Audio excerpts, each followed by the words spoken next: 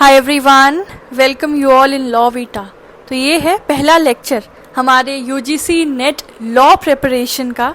हम लोगों ने इससे पहले एक लेक्चर बनाया था 4-5 मिनट का, जिसमें हमने बताया था कि हम लोग मुस्लिम लॉ से शुरुआत कर रहे हैं और उसमें हम लोग क्या क्या वेराइटी टॉपिक्स डिस्कस करेंगे। तो ये हमारा लेक्चर नंबर 1 है, जिसमें हम जानेंगे that who is a Muslim. हम किस पर्सन को कहेंगे that yes he is a Muslim, क्या क्या प्रॉपर्टीज़ हैं या क्या क्या फीचर्स हैं that determine a person to be a Muslim, right? उसके अलावा हम जानेंगे that how a person can be a Muslim, जैसे किस किस तरीके से एक व्यक्ति मुस्लिम बन सकता है या मुस्लिम बनता है, ठीक है। उसके बाद कुछ केसेस देखेंगे एंड देन we'll see हम वो सारे इंपॉर्टेंट MCQs जो इस पर्टिकुलर सारे कॉन्सेप्ट से जुड़े हुए हैं वो हम डिस्कस करेंगे, ठीक है। तो सबसे पहले हमारा सवाल है कि मुस्लिम कौन है। तो वो व्यक्ति जिसका रिलीजन इस्लाम है, ठीक है, सबसे prima facie important thing. Second, when the person believes in prophet Muhammad साहब, जब कोई व्यक्ति प्रॉफिट मोहम्मद साहब में बिलीव करता है, ठीक है, वो ये मानता है दैट प्रॉफिट मोहम्मद साहब गॉड के मैसेंजर हैं और he also believes that there is one and only one God, ठीक है, एक ही भगवान है जो कि जिनको वो अल्लाह कहते हैं। वो प्रॉफिट साहब में विश्वास रखते हैं और वो इस्लाम रिलीजन को फॉलो करते हैं। That person is considered to be as a Muslim, उस व्यक्ति को हम मुस्लिम कहते हैं। तो ये सारी प्रॉपर्टीज़ हैं, फीचर्स हैं for person who is considered as a Muslim, ठीक है। बहुत आसान भाषा में हमें समझ आ गया। अब हम बात करते हैं कि एक व्यक्ति मुस्लिम 2 तरीके से होता है या बन सकता है। पहला, बाय बर्थ, कि जन्म से ही वो मुस्लिम है। कैसे? उसने एक ऐसी फैमिली में जन्म लिया जो कि मुस्लिम फैमिली है, या फिर अगर उसके पेरेंट्स की बात करें, उसके माता पिता की बात करें, तो उनमें से कोई एक पेरेंट अगर मुस्लिम है तब भी एज पर शरीयत एक्ट वो चाइल्ड मुस्लिम कंसिडर किया जाता है, ठीक है। और दूसरा तरीका होता है बाय कन्वर्जन, कि अगर कोई नॉन मुस्लिम पर्सन ने, जैसे कि वो व्यक्ति जो किसी और धर्म से बिलोंग करता है, जैसे कि सिख से, क्रिश्चियनिटी से या हिंदुइज्म से, अगर वो आफ्टर अटेनिंग मेजॉरिटी, यानी कि जब वो 18 साल की उम्र का हो चुका है, वो साउंड माइंड का है, यानी कि उसे समझ है कि वो क्या कर रहा है, किस इंटेंशन के साथ कर रहा है, जब ऐसा व्यक्ति इस्लाम को कबूल करता है, इम्ब्रेस करता है, देन वो व्यक्ति मुस्लिम कहलाता है या वो मुस्लिम में कन्वर्ट हो जाता है। तो यहाँ हमने जाना दैट देयर आर 2 वेज जिसके थ्रू एक पर्सन मुस्लिम हो सकता है, आइदर बाय बर्थ और बाय कन्वर्जन, ठीक है। हम लोग एक इम्पॉर्टेंट केस देखते हैं, दैट इज नारंतकत वर्सेस पारक्कल।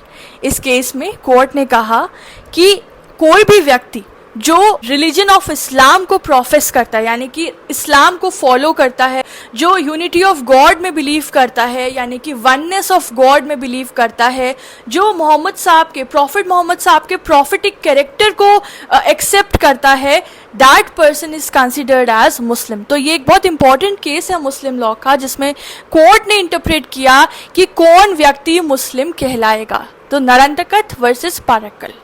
अगला केस है जो कि कन्वर्जन की बात करता है, that is Sarla Mudgal versus union of India 1995 का। मुस्लिम लॉ का ये एक लैंडमार्क केस है। इसमें सुप्रीम कोर्ट ने कहा कि रिलीजन पर्सनल बेनिफिट के लिए नहीं होता है, इसीलिए अगर किसी व्यक्ति ने अपना रिलीजन को कन्वर्ट किया इस इंटेंशन से कि वो किसी के साथ फ्रॉड कमिट करेगा, then as per the law ऐसे कन्वर्जन का कोई वैल्यू नहीं होता है, कोई इफेक्ट नहीं होता है, ठीक है। तो अगर किसी व्यक्ति ने सिर्फ धोखा देने के लिए कन्वर्जन किया है तो उसकी लॉ में वैलिडिटी नहीं सस्टेन करेगी। ये कहा गया Sarla Mudgal versus union of India में, and that was of year 1995। मैं एक चीज़ पे एम्फसाइज करूंगी फॉर जस्ट 10 सेकेंड्स कि आप लोग जो भी केस पढ़ें, either in Muslim law, constitution law और एनी अदर लॉ, स्पेसिफिकली मैं बात कर रही हूँ यूजीसी नेट लॉ के पेपर के लिए, उसमें ईयर याद रखना बहुत इंपॉर्टेंट होता है। तो ये एक्सरसाइज आप थॉरली करना when you are reading any subject, क्योंकि उसमें मैच द फॉलोइंग्स में या क्रोनोलॉजिकल क्वेश्चन में सीधा ईयर पूछते हैं, और इसका कोई टिप एंड ट्रिक नहीं है कि कैसे याद करें. लॉट ऑफ स्टूडेंट आस्क कि कैसे याद करें, इसका कोई ट्रिक नहीं है. जैसे जैसे केस पढ़ो साथ में याद रखते जाओ, फिर इसको लिख के देखो. इस तरीके की एक्सरसाइज आपको खुद बैठ के करना पड़ेगा.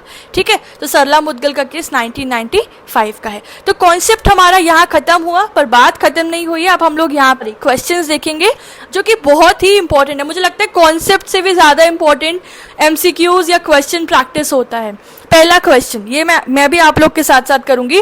बताओ मुस्लिम लॉ क्या है? पर्सनल लॉ है, वेल डिफाइंड स्टैट्यूट है, यूनिफॉर्म सिविल कोड है, या सब कुछ है?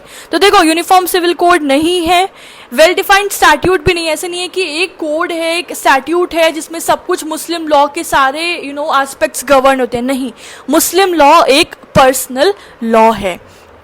दूसरा question, Muslim is a person whose religion is, Muslim वो व्यक्ति है जिसका रिलीजन क्या होता है? जिसका रिलीजन इस्लाम होता है. हमने ऊपर पढ़ लिया. थर्ड क्वेश्चन, ये जो अरेबिक वर्ड है इस्लाम, इसका मतलब क्या होता है? तो इस्लाम शब्द का अर्थ है submission to the will of God, God की विल को सबमिट कर देना. फोर्थ क्वेश्चन बताना, पढ़ो पहले इसको. Islam is a religion in which it is believed that Allah is one and only one and Muhammad is his messenger. Such statement, बताओ ये बात सही है या नहीं? बिल्कुल सही है, ये हमने ऊपर अच्छे से कई दफा पढ़ लिया है. So this is true. Next question is, a person can be a Muslim by birth, conversion, both A and B. तो yes, both A and B.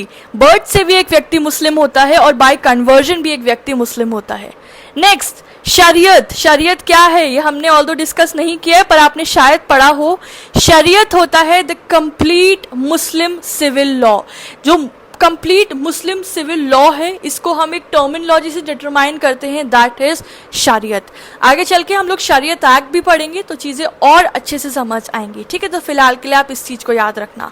Moving ahead, a non Muslim who has attend the majority and is of sound mind में embrace Islam by, कि एक ऐसा व्यक्ति जो कि non Muslim है और उसने मेजॉरिटी अटेन कर ली है और वो साउंड माइंड का है, वो इस्लाम कैसे कबूल करता है, कैसे एम्ब्रेस करता है? He may simply publicly declare that he has renounced his original religion, कि वो पब्लिक में ये डिक्लेयर करता है कि उसने अपना धर्म को रिनाउंस कर दिया है, त्याग दिया है. Second, he believe in the oneness of God and prophetic character of Muhammad. Very good. And see, both A and B. Yes, both A and B, दोनों तरीके से when a person do this, वो इस्लाम को embrace करता है, उसको accept करता है. Next, according to sharia the one of the parent is a Muslim, the child is to be treated as Muslim. ये हमने ऊपर पढ़ा था कि अगर एक भी पेरेंट मुस्लिम है तो एज पर शरीयत वो बच्चा भी मुस्लिम माना जाएगा.